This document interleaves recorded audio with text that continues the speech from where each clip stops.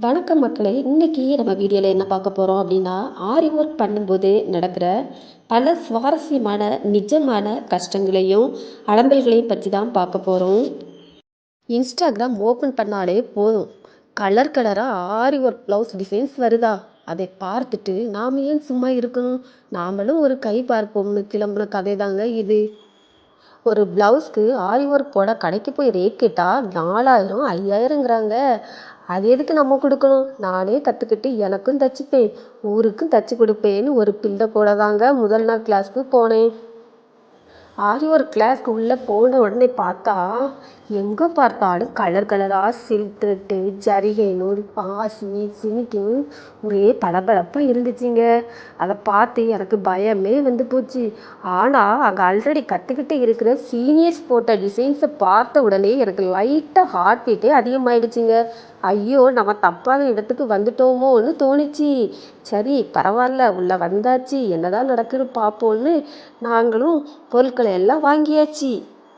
பொருளெல்லாம் வாங்கின உடனே துணியை அந்த ஃப்ரேமில் மாட்டியாச்சு. அங்குள்ள மேடம் சொன்னாங்க, துணியை அந்த ஃப்ரேமில் மாட்டிட்டு தட்டி பாரு, மேலே மாதிரி டப் டப்னு சத்தம் வரணும் அப்படின்னாங்க. ஆனால் நானும் இழுத்து இழுத்து மாட்டினேன். துணி கிழிஞ்சிரும் போல இருந்துச்சு, ஆனால் சத்தம் வரவே மாட்டேங்குது. ஒரு வழியாக மேடமே வந்து டைட் பண்ணி தந்தாங்க. அந்த மேடத்துக்கிட்ட ஊசியை எப்படி பிடிக்கணும் அப்படின்னு கேட்டேன். அவங்க சொன்னாங்க, நீங்கள் பென்சில் பிடிக்கிற மாதிரி 90 டிகிரி நேராக பிடிக்கணும் அப்படின்னாங்க. நானும் ட்ரை பண்ணுறேன், என் கை தாங்க நடுங்குது. சரி எப்படியோ வச்சாச்சு. அந்த மேடம் சொன்னாங்க, துணிக்கு கீழே உங்கள் இடது கையை வச்சு நூலை பிடிக்கணும், மேலே இருந்து ஊசியை குத்தி அந்த நூலை இழுக்கணும் அப்படின்னாங்க. நானும் குத்துனேங்க, ஈஸியாக உள்ளே போயிட்டு. ஆனால் அந்த ஊசி கீழே இருக்கிற நூலை விட்டுட்டு துணியை மட்டும் கொத்திக்கிட்டு மேலே வரும் பாருங்க, அங்கே தாங்க நம்ம பொறுமையே சோதிக்கப்பட்டுச்சு. நானும் நூலை இழுக்கிறேன், அறுந்து போகுது. மறுபடியும் இழுக்கிறேன், துணியில் பெரிய ஓட்டையே விழுந்துச்சு. சுற்றி இருக்கிறவங்க எல்லாம் சரசரன்னு தையல் போடுறாங்க. எனக்கு மட்டும் நூல் மாட்டவே மாட்டேங்குது. நானும் விடாமல் ஒரு அரை மணி நேரம் ஊசியும் நானும் உலக போரையே நடத்தணும். திடீர்னு மேஜிக் மாதிரி ஒரு தையல் கரெக்டாக மேலே வந்துச்சு. அப்பாடா!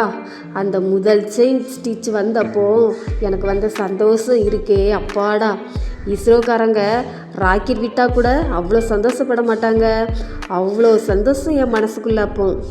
ஆனால் லாஸ்ட்டில் எண்டு நாட்னு ஒன்று போடணும். அது யாருக்குமே முதல் நாளில் வராது, எனக்கும் வரல. சரி நம்மளும் போட்டு பார்ப்போமேனு போட்டு பார்த்தா, ஏற்கனவே கஷ்டப்பட்டு நான் ஸ்டிச் பண்ண எல்லாமே அப்படி கலந்து வந்துட்டுங்க. அதுலேயே முடிஞ்சு போச்சுங்க. அப்பாடா, நம்ம ஆரி ஒர்க் அவ்வளோதானா அப்படின்னு. முதல் நாள் கிளாஸ் முடிஞ்சு வீட்டுக்கு வரும்போது கை கழுத்தெல்லாம் பயங்கர வலி.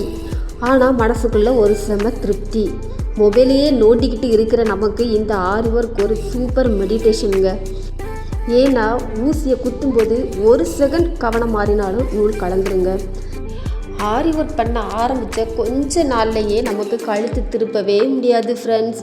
எப்போவும் குனிஞ்சே வேலை பார்க்கறதால கழுத்து அப்படியே லாக் ஆகிடும். யாராவது நம்மளை கூப்பிட்டா கூட உடம்பை அப்படியே ரோபோட் மாதிரி தான் திரும்பி பார்க்கணும். வீட்டில் அம்மா கூப்பிடும்போது நம்ம கழுத்தை திருப்ப முடியாமல் மெதுவாக திரும்புவோம். அதை பார்த்துட்டு அவங்க சொல்லுவாங்க பாருங்கள், ஏதோ பெரிய சாஃப்ட்வேர் கம்பெனியில் சிஇஓ ரேஞ்சுக்கு பில்லப் தராத நேராக வந்து காய்கறி நறுக்கு அப்படின்னு திட்டு விடுங்க. 20 வயசு பொண்ணுங்க கூட ஆரி ஒர்க் பண்ண ஆரம்பித்தா 80 வயசு பாட்டி மாதிரி ஆயிடுவாங்க. அப்பா அம்மா என் முதுகு போச்சேன்னு முழுக ஆரம்பிச்சிருவாங்க. பெட்டில் படுத்தா கூட அந்த வலி போகாதுங்க. அதை விட ஆரி டிசைன் பண்ணுறதை விட அந்த எண்டு நாட் போடுறது பெரிய தலைவலிங்க. அது மட்டும் ஒழுங்காக விடலைன்னா அவ்வளோதாங்க, நம்ம கஷ்டப்பட்டு போட்ட தையல் பூரா சரன்னு அப்படியே அவிழ்ந்துருங்க. அப்போ நம்ம கண்ணிலேருந்து தண்ணி வர ஆரம்பிச்சிருங்க. ஆனால் ஒன்றுங்க, அந்த குட்டி குட்டி சுகர் பீட்ஸ் இருக்கே, அதை நூலில் கோர்க்கிறதுக்குள்ளே கண்ணு ரெண்டு வெளியே வந்துடுங்க. இந்த உலகத்திலேயே கொடுமையான விஷயம் என்ன தெரியுமா ஃப்ரெண்ட்ஸ்? ஆரி ஒர்க் பண்ணும்போது அந்த சின்ன சின்ன சுகர் பீட்ஸ் பாக்கெட் கை தவறி கீழே கொட்டுறது தாங்க. அதுவும் டைல்ஸ் தரேன்னா அவ்வளவுதாங்க, வீடு முழுக்க ஓடி ஒளிஞ்சிரும். கீழே கொட்டின பாசியை ஒவ்வொன்றா பொறுக்கி எடுக்கிறதுக்குள்ளே நமக்கு இடுப்பு பிடிச்சிக்கும். ஒரு பாசி கூட வேஸ்ட் ஆகக்கூடாதுன்னு தரையில் படுத்துக்கிட்டு தேடுவோம். இதை பார்க்குற வீட்டுக்காரங்க என்னம்மா தரையில் ஏதாவது புதையலை தேடுறியான்னு கேட்பாங்க. நாம் எவ்வளோதான் பெருக்கினாலும் ஏதோ ஒரு குட்டி பாசி தப்பிச்சு நைட்டு நம்ம வீட்டுக்காரர் அல்லது நம்ம பிள்ளைங்க காலில் போய் குத்திக்குங்க. அன்றைக்கி நைட்டு வீட்டில் மகாபாரத போரே நடக்குங்க. இந்த சில்க் த்ரெட் இருக்கே, அதுக்கு நம்ம மேலே என்ன கோபமோ தெரியாதுங்க. நம்ம ரொம்ப சின்சியராக டிசைன் பண்ணிக்கிட்டு இருப்போம். திடீர்னு அந்த நூல் ஒன்றோட ஒன்று சிக்காகிக்கும். அந்த சிக்கலை எடுக்கிறதுக்குள்ளே நமக்கு பிபியே ஏறிடுங்க. இனிமேல் சிக்கலை எடுக்க முடியாதுன்னு கோபத்தில் நூலை கட் பண்ணுவோம். ஆனால் அந்த நூல் அறுந்து போகிறப்போ நம்ம மண்டையில் இருக்கிற ஏதோ ஒரு நரம்பு சேர்ந்து அறுந்து போகிற மாதிரி ஒரு ஃபீல் ஆகும் பாருங்கள். அது ஆரி ஒர்க் பண்ணுறவங்களுக்கு மட்டும்தாங்க அந்த வழி தெரியும். ஆரி பிரேம் முன்னாடி உட்கார்ந்தா டைம் போகிறதே தெரியாது ஃப்ரெண்ட்ஸ். இதோ இந்த ஒரு லைன் மட்டும் முடிச்சுட்டு சமைக்க போகிறோன்னு நினைப்போம். ஆனால் அந்த ஒரு லைன் முடிகிறதுக்குள்ளே மணி 1 ஆகிடும். ஒரு கையில் ஆரி ஊசி, இன்னொரு கையில் சமையல் கரண்டின்னு சுற்றுறது தாங்க உலகமகா கொடுமை. ஊசியை குத்திட்டு இருக்கும்போதே கிச்சன்லேருந்து கருகின வாசனை வரும். ஐயோ சாம்பார் போச்சேன்னு ஓடுவோம். வீட்டில் இருக்கிறவங்க நீ பண்ணுற ஆரி ஒர்க்கில் நாங்கள் பட்னியாக தான் கிடக்கணும் அப்படின்னு திட்டுவாங்கங்க. ஒரு ப்ளவுஸ் டிசைன் பண்ண நமக்கு 3 நாள் 4 நாள் ஆகும். தூக்கம் கட்டு கண்ணு வலிக்கே பண்ணுவோம். ஆனால் ஒரு கஸ்டமர் வந்து என்னக்கா 4 பாசியும் 3 நூறு தானே வச்சுருக்கீங்க, இதுக்கு ஏன் 3000 ரூபாய் கேட்குறீங்க, 500 ரூபாய்க்கு முடிச்சுட்டாங்கம்பாங்க பாருங்க. அப்போ நமக்கு ஒரு கோபம் வரும் பாருங்க. நாளைக்கு கல்யாணம் அக்கா, இன்றைக்கி நைட்டுக்குள்ளே முடிச்சு தந்துருங்கன்னு நைட்டு 10 மணிக்கு ப்ளவுஸை கொண்டு வந்து கொடுப்பாங்க. அன்றைக்கி நைட்டு முழுக்க தூங்காமல் நாம் ஊசி குத்தணும். நமக்கு கை வலிக்கும், கால் வலிக்கும், கண் எரியும். இதெல்லாம் உண்மைதாங்க.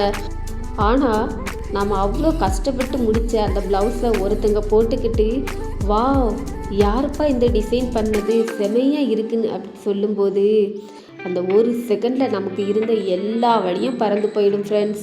நம்ம பட்ட கஷ்டத்துக்கு கிடைச்ச ஆக சிறந்த அவார்டு அதுதான்.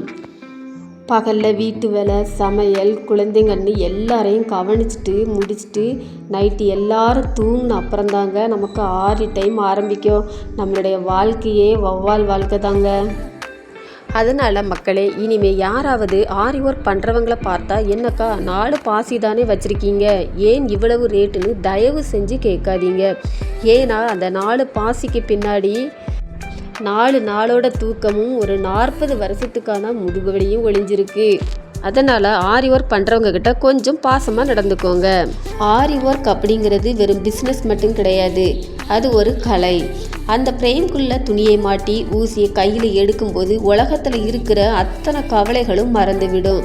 அது ஒரு சூப்பர் மெடிடேஷன். கஷ்டங்கள் 1000 இருந்தாலும் நம்ம உருவாக்குற ஒரு டிசைன் மற்றவங்களை அழகாக்கும் போது வர திருப்திக்கு ஈடு இணையே இல்லை. கஷ்டப்படாமல் எதுவும் கிடைக்காதுங்க. நம்ம கஷ்டப்பட்டு மற்றவங்கள அழகாக்குறோம். இந்த சுவாரஸ்யமான பயணத்தில் என்னோட பயணித்த உங்கள் எல்லாருக்கும் என் மனமார்ந்த நன்றிகள்.